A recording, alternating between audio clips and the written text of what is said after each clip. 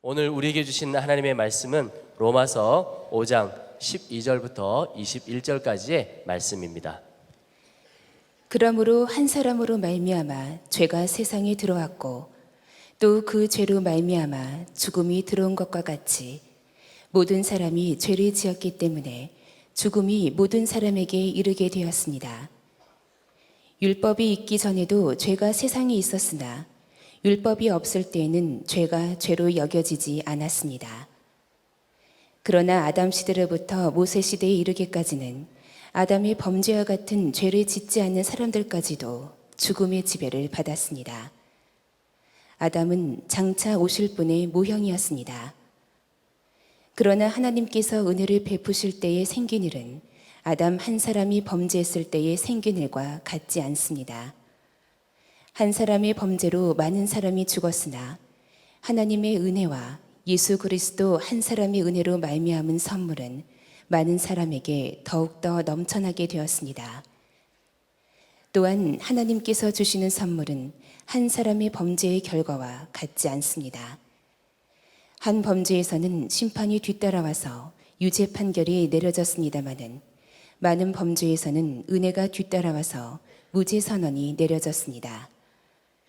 아담 한 사람의 범죄 때문에 그 한 사람으로 말미암아 죽음이 왕노릇하게 되었다면 넘치는 은혜와 의의 선물을 받은 사람들은 예수 그리스도 한 분으로 말미암아 생명 안에서 왕노릇하게 되리라는 것은 더욱더 확실합니다.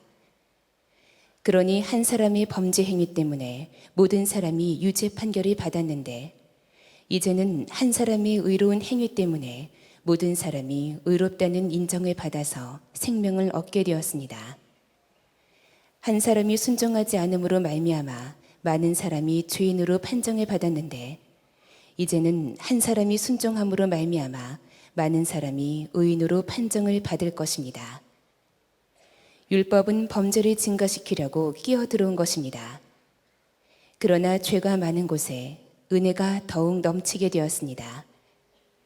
그것은 죄가 죽음으로 사람을 지배한 것과 같이 은혜가 의를 통하여 사람을 지배하여 우리 주 예수 그리스도로 말미암아 얻은 영원한 생명에 이르게 하려는 것입니다. 우리는 참 많은 간증을 합니다. 저는 성도들이 삶에서 경험한 하나님을 간증하도록 계속 권해드립니다. 그런데 많은 분들이 간증거리가 없다는 답답함을 토로합니다. 목사님, 저는 특별한 간증이 없어요. 그것은 정말 옳은 말이 아닙니다. 우리 모두에게는 너무나 놀라운 간증이 있습니다. 간증 중에 간증입니다. 나 같은 죄인이 예수님을 믿어서 하나님의 자녀가 되었다. 이 간증이 간증 중에 간증입니다. 이 간증이 너무 놀라운 간증인 것은 모든 그리스도인들이 다 고백하는 간증이라는 그런 간증이 어디 있겠어요? 저 사람의 간증이 내 간증일 수 없는 거죠. 그런데 나 같은 죄인이 예수님을 믿고 하나님 자녀가 되었다는 이 간증은 모든 그리스도인들이 다 가지고 있는 간증입니다. 또 하나, 이보다 놀라운 간증은 없습니다. 이보다 놀라운 기적은 없습니다. 이보다 극적인 간증 없습니다. 나 같은 죄인이 예수 믿고 하나님 자녀가 된 것보다. 그리고 또 이 간증처럼 영원한 간증이 없습니다. 대부분의 간증은 이 세상에 사는 동안에 끝입니다. 그런데 이 간증은 하나님 앞에 가서도 영원토록 간증하고 또 간증할 놀라운 간증입니다. 이런 엄청난 간증을 여기 계신 여러분 다 가지고 계십니다. 그런데 이 간증처럼 또 무시받는 간증, 여러분, 이 간증처럼 진부하게 여겨지는 간증이 또 있을까 싶습니다. 왜 그럴까요? 나 같은 죄인이 예수 믿고 하나님 자녀가 됐다는 이야기 할 거라면 하지 마세요. 아니, 그게 뭐 간증이에요? 이런 형편이 되어 있는 것은 왜 그럴까요? 거기에는 이유가 있습니다. 먼저는 나 같은 죄인이라고 하는 이 고백의 진정성이 없기 때문입니다. 나 같은 죄인이 무슨 뜻이죠? 나는 정말 악한 자입니다. 나는 정말 나쁜 사람입니다. 나는 벌레만도 못합니다. 나는 쓰레기 같은 자입니다. 나는 말할 수 없는 죄인이고 지옥 갈 자입니다. 그런 내용이 담겨 있는 내용입니다. 나 같은 죄인이. 그렇지만 실제로 정말 그렇게 여기는가가 문제인 겁니다. 나 같은 죄인이라고 정말 그렇게 여기는가? 그렇지 않다는 증거가 뭐냐면 남 판단하고 남 정죄하고 어떻게 저렇게 나쁜 사람이 있어? 사람도 아니야. 어떻게 저럴 수 있어? 그렇게 사는 것이 바로 이 고백이 진정성이 없다는 뜻입니다. 정말 나 같은 죄인이라고 이렇게 고백이 되는 사람은 남의 이야기 할 수가 없습니다. 사도 바울이 12절에서 모든 사람이 죄를 지었기 때문에 라고 말씀을 했는데 이 말씀이 굉장히 충격적인 말씀입니다. 왜냐하면 좁게는 유대인들을 대상으로 하는 이야기입니다. 유대인들은 선민의식이 대단히 강했습니다. 하나님의 특별히 택한 백성, 하나님이 자기들에게 율법을 주셨고 자기들은 율법대로 산다고 생각하면서 이방인들과 자기들은 질적으로 다르다고 생각했습니다. 그러나 사도 바울은 유대인들도 똑같은 죄인이라고 말하는 겁니다. 여러분, 현대 교회에 이런 유대인 바리새인들이 있습니다. 지금도 교회 안에 그런 이들이 있습니다. 교양도 있고 또 나름대로 수준도 있고 또 경건하고 그 뭐 나쁘겠어요. 그러나 자기가 그렇다고 생각하면서 다른 사람을 무시하고 다른 사람을 정죄하고 다른 사람을 판단한다면 그 사람은 나 같은 죄인이라고 고백할 수 없는 사람입니다. 여러분, 우리 안에 무서운 죄성이 있다는 것을 깨달으셔야 돼요. 괴물이 들어있는 겁니다, 우리 안에. 아담이 선악과 따먹었을 때 이 죄성이 우리 안에 들어왔는데 우리 생명 속에 박혀버렸습니다. 그래서 우리 속에 무서운 죄의 괴물이 들어앉아서 우리를 지배하고 있어요. 그래서 죽음이 온 겁니다, 우리에게. 12절 말씀을 보십시다. 그러므로 한 사람으로 말미암아, 아담입니다, 죄가 세상에 들어왔고 또 그 죄로 말미암아 죽음이 들어온 것과 같이 모든 사람이 죄를 지었기 때문에 죽음이 모든 사람에게 이르게 되었습니다. 여기 죄가 들어왔다고 그랬는데 단수를 썼습니다. 여러분, 죄는 많잖아요. 거짓말도 죄고 도적질도 죄고 간음도 죄고. 그런데 여기서 말하는 죄는 그런 도적질, 간음질 이런 것과 같은 구체적인 죄를 말하는 게 아니고 어떤 한 세력, 인격적인 어떤 힘을 말하는 것입니다. 우리를 사로잡는 힘이 있다는 겁니다. 그 죄가 아담으로 인하여 사람들 속에 들어왔습니다. 그리고 우리 속에 자리 잡고 있습니다. 우리 자신이 되어버렸습니다. 그래서 예수님께서 요한복음 8장 34절에서 죄를 범한 자마다 죄의 종이라 이렇게 말씀을 한 겁니다. 여러분, 죄 안 지어보려고 노력하신 분들은 동의하실 겁니다. 죄 안 지을 힘이 우리에게 없습니다. 죄 안 짓고 싶은 마음은 있어도 죄 안 지을 힘이 없습니다. 왜? 죄의 종이 되어버렸기 때문에. 우리가 죄를 짓는 것은 죄의 종이기 때문에 그렇습니다. 많은 사람이 아담으로부터 죄가 자기에게 들어왔다는 사실에 대해서 인정하려고 하지 않습니다. 그러나 죄성이 여러분 속에 들어와 있는 거 하나만큼은 부인할 수가 없습니다. 태어나자마자 그렇습니다. 우리가 말씀을 몰라서 죄가 죄인 줄 모를 수는 있습니다. 그러나 말씀을 보면 내가 어떤 죄인인지 그대로 다 드러납니다. 13절 말씀에 율법이 있기 전에도 죄가 세상에 있었으나 율법이 없을 때에는 죄가 죄로 여겨지지 않았습니다. 사람들이 자기가 죄인인 줄 모르는 이유는 하나님의 말씀을 보지 않기 때문에 그렇습니다. 로마서 7장 7절에 율법으로 말미암지 않고는 내가 죄를 알지 못하였으니 곧 율법이 탐내지 말라 하지 아니하였더라면 내가 탐심을 알지 못하였으리라. 여러분 마음속에 탐심이 계속 역사하지요. 욕심이 여러분 속에 계속 역사하죠. 그게 죄인 줄 몰랐을 때는 그냥 자연스러웠는데 말씀을 보니까 탐심이 죄라는 것을 깨닫고 그리고는 정말 기겁할 정도죠. 내가 이런 죄인이구나. 왜? 탐심이 끊어지지 않는 겁니다. 로마서 1장 29절에서 31절에 보면 사형에 해당되는 죄, 하나님이 그렇게 정하셨습니다. 반드시 죽으리라. 그런 죄목이 나오는데 깜짝 놀랍니다. 시기, 분쟁, 수군거리는 거, 오만한 거, 자랑하는 거, 부모를 거역하는 거, 우매한 거, 신의가 없는 거, 무정한 거, 무자비한 거, 이게 다 사형에 해당되는 죄입니다. 하나님이 그렇게 정하신 것을 몰랐을 때는 뭐 사람이 그렇게 하고도 사는 거지 이렇게 생각했지만 말씀을 보니까 내가 사형에 해당되는 죄가 한두 가지가 아니에요. 말씀이 아니면 자기가 지옥에 갈 죄인인 것을 모릅니다. 사사기 21장 25절에 보면 그때 이스라엘에 왕이 없으므로 사람이 각기 자기의 소견에 오른 대로 행하였더라. 자기 생각에 옳은 대로 행하는 게 무슨 죄입니까? 성경을 보니까 그게 죄인 거예요.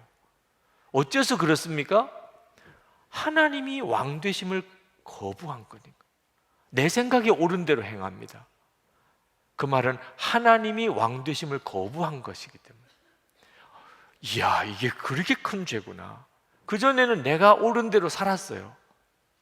그런데 말씀을 보니까 내가 옳다고 생각하는 대로 사는 것이 하나님의 왕 되심을 거부하는 것입니다. 그러니 그게 얼마나 큰 죄예요. 저는 솔직히 제가 말할 수 없는 죄인이라는 사실을 꿈에도 생각하지 않았습니다. 저는 나름대로 괜찮게 살았다고 생각했습니다. 그런데 성령의 역사로 예수님을 만나고 거듭난 다음에 제가 얼마나 큰 죄인인가를 깨달았습니다. 저는 드러내놓고 짓는 죄는 거의 짓지 않았습니다. 마음으로 짓는 죄는 말할 수 없는 죄를 짓고 살았어요. 심지어 내가 목사를 할 자격이 없다.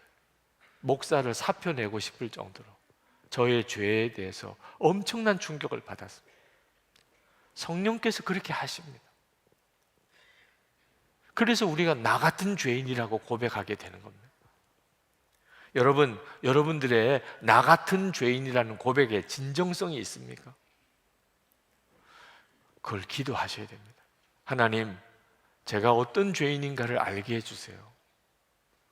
두려워하지 마십시오. 여러분이 어떤 죄가 있는지를 깨닫게 되는 것을 두려워하지 마십시오. 여러분이 여러분의 죄가 어떤 것인지 깨닫는 순간에 비로소 은혜의 문이 열리는 겁니다. 영생의 시작인 것입니다. 죄가 죄인 줄 모르는 것이 그는 이미 버림받은 상태에 있는 겁니다. 하나님의 저주 아래에 있는 것입니다. 20절 말씀에 죄가 많은 곳에 은혜가 더욱 넘치게 되었습니다. 왜 예수를 믿어도 나는 제대로 은혜를 경험하고 못하고 삽니까? 자기 죄를 모르고 사는 거예요. 나 같은 죄인이라는 진정한 고백이 없는 겁니다. 그러나 우리가 또 하나 기도할 것이 있는데 그것은 하나님의 자녀라고 하는, 이제는 하나님의 자녀라고 하는 그 고백에 감격을 주시기를 기도하는 것입니다. 예수 믿는 성도들은 다 하나님의 자녀라는 고백을 스스럼 없이 합니다. 문제는 감격이 없다는 데 문제가 있는 거예요. 하나님도 안 믿어지고 하나님의 사랑도 안 믿어지는데 하나님의 자녀가 되었다는 게 뭐 대단해요? 하나님의 자녀가 되어서 세상 사는데 뭐 하나 도움이 됩니까? 이렇게 생각을 하는 겁니다. 그러니 하나님의 자녀라 이런 고백이 뭐 감격이 없어요. 그건 간증거리도 아니에요. 참 기가 막힌 거죠.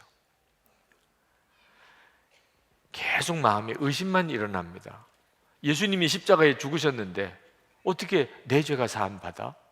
예수님이 십자가에 죽으셨는데 어떻게 모든 사람의 죄가 다 사함받느냐고 믿어지지 않습니다. 근데 여러분, 복음을 주목해야 됩니다.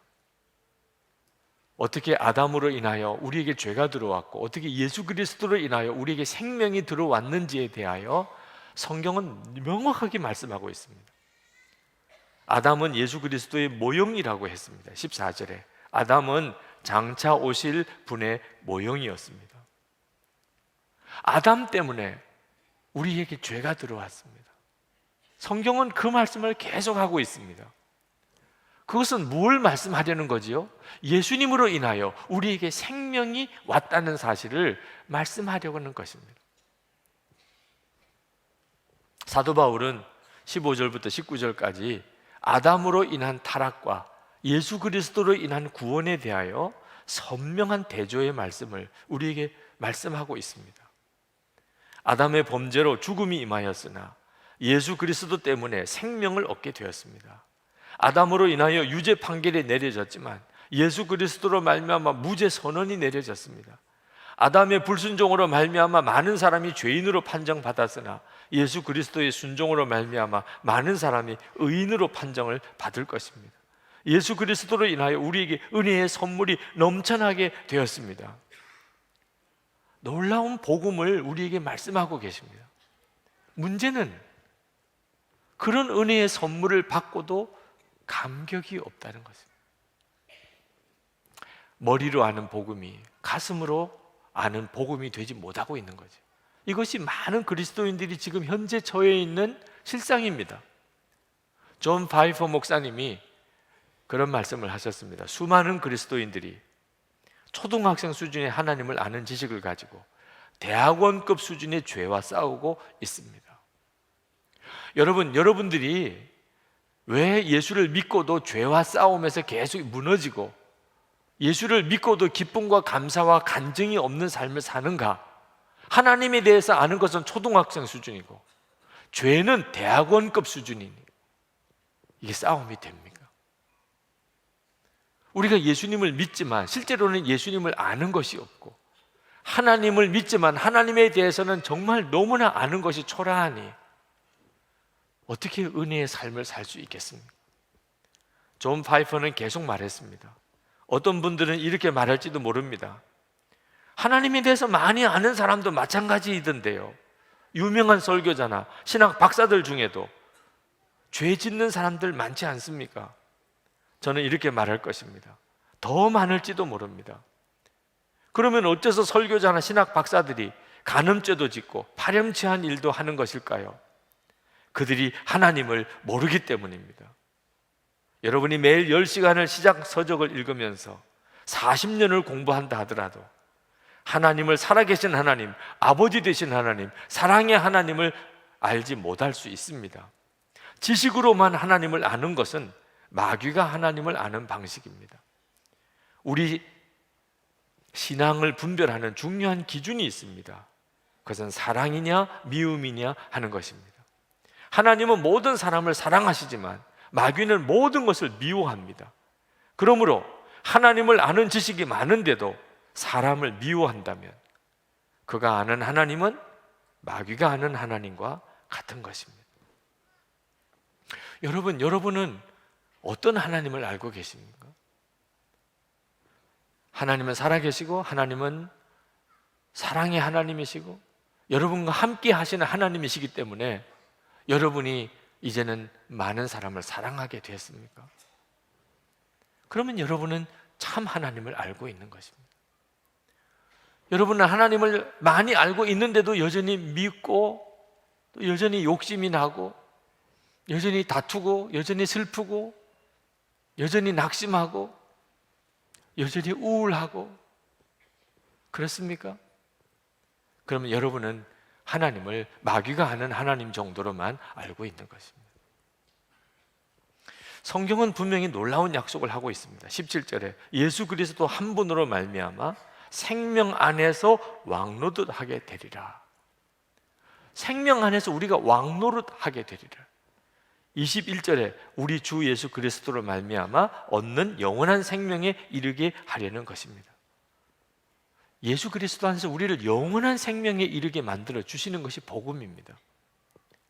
그러므로 지금 현재 여러분들이 예수를 믿고도 여전히 죄의 종노릇하고 기쁨 없고 감사가 없고 사랑 없고 싸우고 욕심내고 계속 죄짓고 그리고 좌절하고 그리고 우울하고 있다면 여러분은 아직 하나님이 계획하신 은혜의 자리에 온전히 이른 게 아닙니다. 결코 예수 믿는 게 여기서 여러분 끝난 게 아닙니다. 하나님의 계획은 그렇게 예수 믿는 게 아닙니다. 여러분이 생명 안에서 왕노릇하는 것입니다. 여러분은 믿으셔도 됩니다. 하나님이 나를 그렇게 만드실 것에 대해서 믿으셔도 됩니다. 하나님께서 반드시 여러분에게 감격스럽게 나 같은 죄인이 예수를 믿고 하나님 자녀가 되었습니다, 이렇게 간증하게 만드십니다. 여러분이 그렇게 간증할 수 있게 될 때가 되면 그러면 어떤 환경, 어떤 순간에도 방황 끝납니다. 낙심 끝납니다. 나 같은 죄인이 예수 믿고 하나님 자녀가 되었다는 것이 감격이 되면 그러면 여러분이 이 세상 살아가는 동안에 문제가 될 수 있는 게 아무것도 없습니다. 하나님은 여러분은 그런 고백을 하게 만들어 주십니다. 어떻게 하면 그렇게 되지요? 십자가를 바라보는 눈을 놓치지 않는 겁니다. 예수 그리스도를 바라보는 눈을 놓치지 않는 것입니다. 그렇게만 하면 하나님은 반드시 여러분에게 그 놀라운 은혜의 역사를 허락해 주십니다. 여러분, 어느 순간에 갑자기 환경도 사람도 달라진 게 없는데 여러분이 모든 게 감사하고 모든 사람이 사랑스러워지는 이런 경험을 해보신 적 없으십니까? 어느 순간에 갑자기 내 눈이 달라져 버렸습니다. 내 마음 생각이 달라져 버렸습니다. 이런 일을 경험해 보시지 않았나요? 미국 달라스에서 만났던 최병락 목사님 이야기입니다. 그 아들이 5살 때 일입니다. 목회하면서 아이들을 키우는 일이 굉장히 힘드셨답니다. 특히 아들이 아주 활발한 그런 활동력이 강해서 잠시도 눈을 뗄 수가 없었습니다.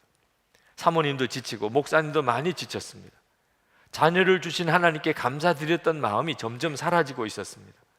솔직히 아이들이 빨리 커서 나중에 아내와 둘이서 자유롭게 목회했으면 하는 마음이 간절했었을 어느 날 아이들을 데리고 신방을 갔는데 방도 많고 거실도 3개나 되는 큰 집이었습니다.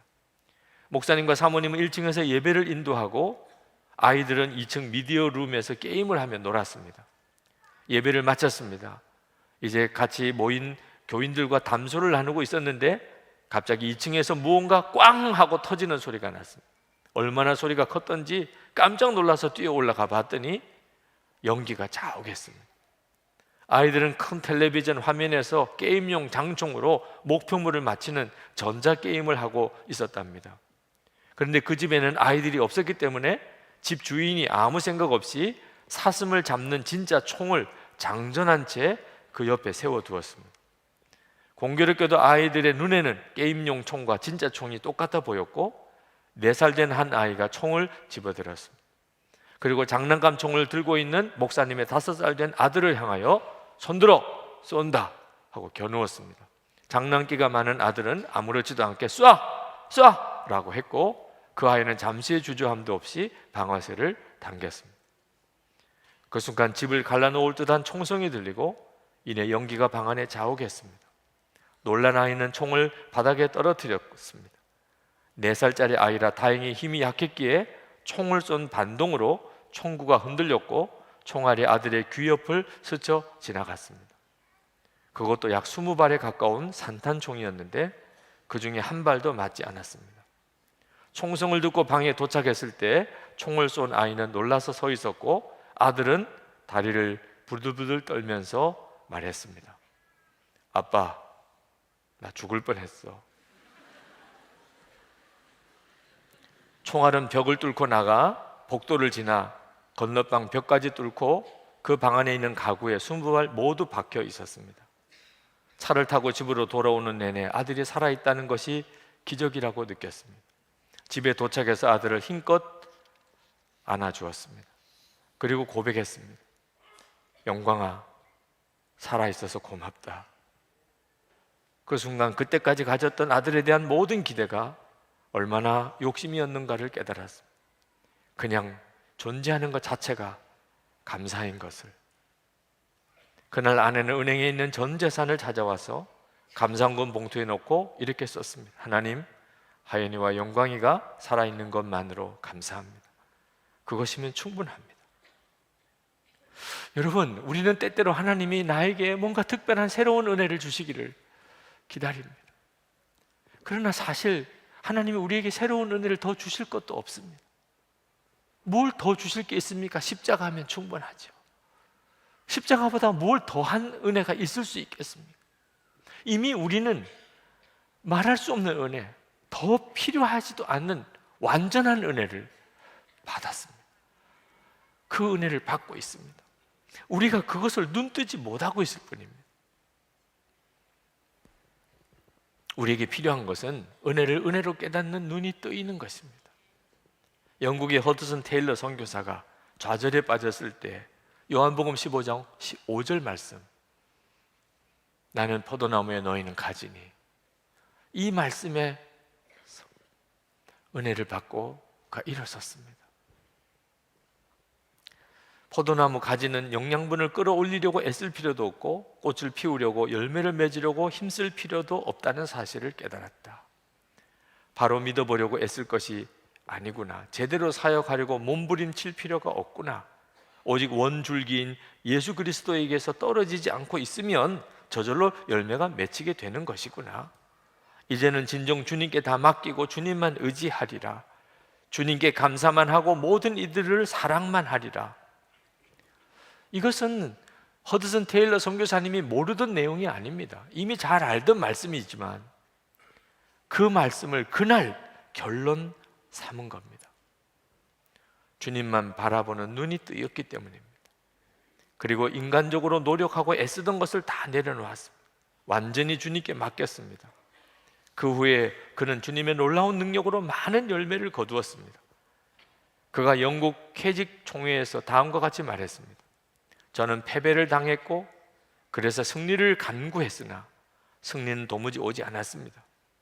그러나 어느 날 저는 믿었습니다. 그랬더니 승리가 왔습니다.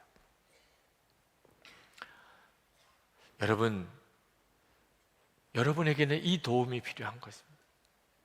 더 은혜를 받는 것이 아니고 이제는 받은 은혜에 눈이 뜨이는 것이 필요한 것입니다. 어느 성도님이 한 사람을 전도를 해서 그를 복음을 전하고 말씀으로 양육하여 세례를 받게 되었습니다. 그는 그 세례받는 그 세 가족에게 물었습니다. 교회에 와서 무엇을 배웠습니까? 그는 곰곰이 생각하다가 대답했습니다. 눈물을 배웠습니다. 이보다 더 정확한 대답이 있을까요? 예수를 믿고 당신은 뭘 배웠습니까? 눈물을 배웠습니다. 회개의 눈물, 기쁨의 눈물, 구원의 눈물, 감격의 눈물, 기쁨과 치유, 생명의 눈물이 예수님 안에 다 있습니다. 안식년 때 미국 달라스에서 40일 이상을 지냈습니다. 그때 제가 묵었던 집 바로 옆이 교회였습니다. 얼마나 넓은 공간에 교회가 있는지 부러웠습니다. 주차장도 넓은데 더 넓은 잔디밭이 있었습니다. 그곳에 십자가 3개가 세워져 있었습니다. 그 십자가 뒤편으로 아주 자그마한 연못이 또 있었습니다. 그 연못에서 십자가를 바라보고 있노라면 마치 갈릴리 호수와 십자가 골고다 동산을 보는 것 같은 느낌이 들었습니다. 그래서 그곳으로 자주 갔었습니다. 그때 주님께서 저에게 분명한 말씀을 주셨습니다. 십자가 앞에 더 머물라. 이것이 저에게 주님이 주시는 안식이었습니다. 성도 여러분, 저는 여러분에게도 동일한 말씀을 드리고 싶습니다. 십자가 앞에 더 머물러 보시기 바랍니다. 우리는 너무 분주하게 사느라 십자가를 생각할 겨를이 없습니다. 주 예수님을 바라보고 생각하지 겨를이 없이 삽니다. 그래서 우리는 은혜를 모르는 것입니다. 다음 주일이면 종료주일, 그리고 고난주간, 그리고 부활주일로 이어집니다. 이 두 주간 여러분 정말 십자가를 묵상해 보십시오. 계속해서 할렐루야 찬양을 들으십시오. 주 예수님만 바라봐 보십시오. 그러면 반드시 성령님께서 나 같은 죄인이 예수님을 믿어 하나님의 자녀가 되었습니다.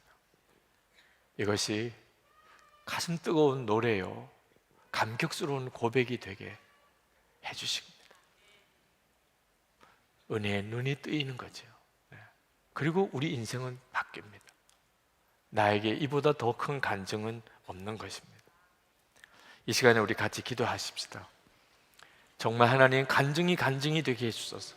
나 같은 죄인이 예수를 믿어 하나님 자녀가 되었다는 너무나 잘 아는 이 간증이 이제 진짜 간증이 되게 해주소서. 주님, 십자가의 은혜를 바라보는 눈이 더욱 열리게 해주소서. 머리로 하는 지식이 가슴으로 내려오게 해주소서. 통성으로 기도하겠습니다.